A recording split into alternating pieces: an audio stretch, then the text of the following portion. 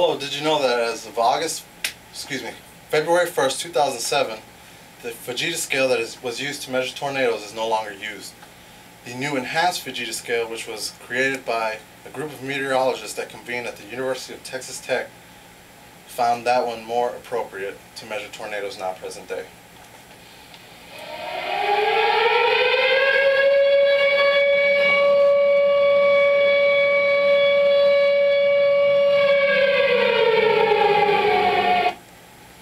Now, does anyone in this audience know exactly what that noise signifies?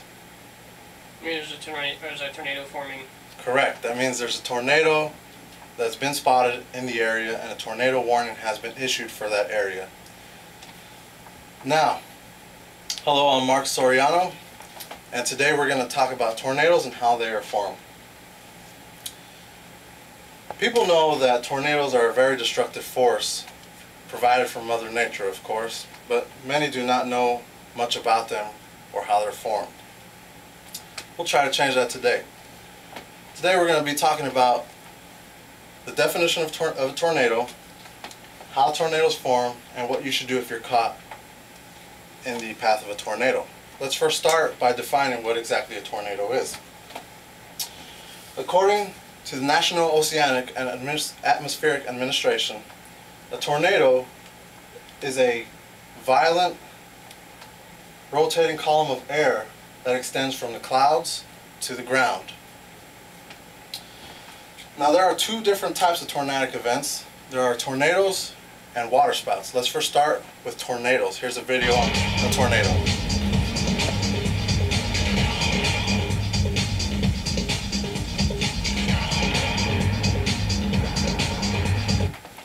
Now, tornadoes occur in the U.S.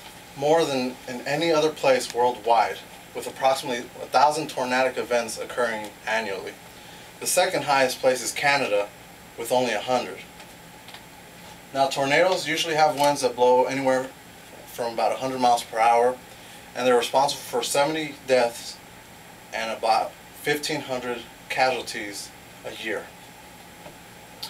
Now, the less frequent tornadoes that are more violent have winds that can range from 200 miles per hour to 250 miles per hour.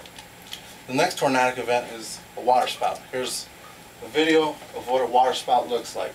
Now, you can tell it looks just like a tornado, and looking at it from this view, you would think it is a tornado. But you will later see that it's over water. And waterspouts usually happen over warm water. Like I said, they have a tornado resemblance, but they're usually a lot less intense.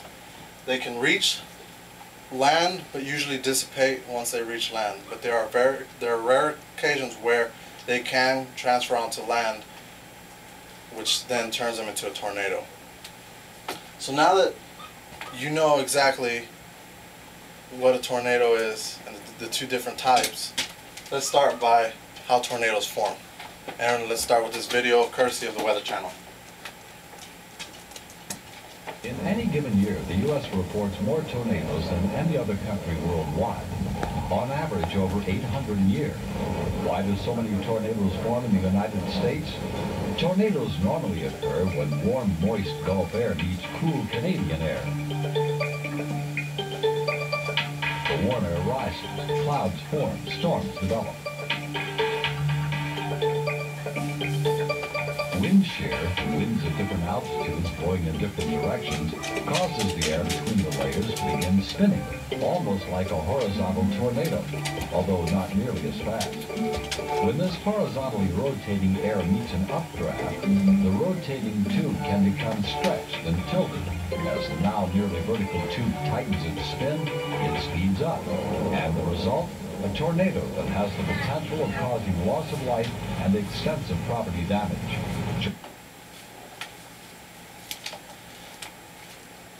Now, according to the Weather Channel, tornadoes can vary in length, size, speed, and direction, and the amount of wind that comes from them. Now, they can last for as little as a few seconds or as long as an hour.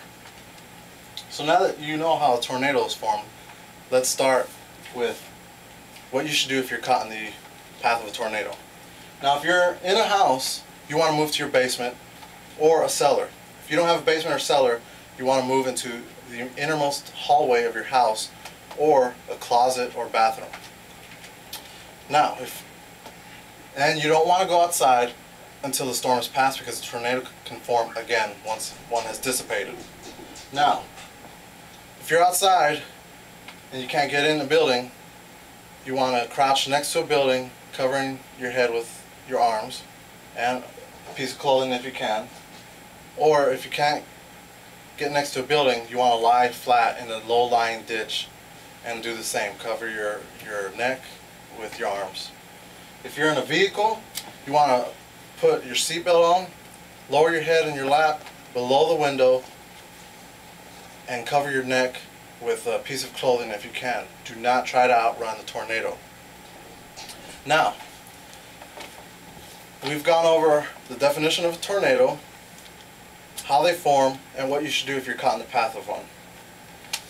Hopefully after this presentation you've learned a little bit more about tornadoes and what you should do if you find yourself in the path of one. Does anyone have any questions? Alright, thank you.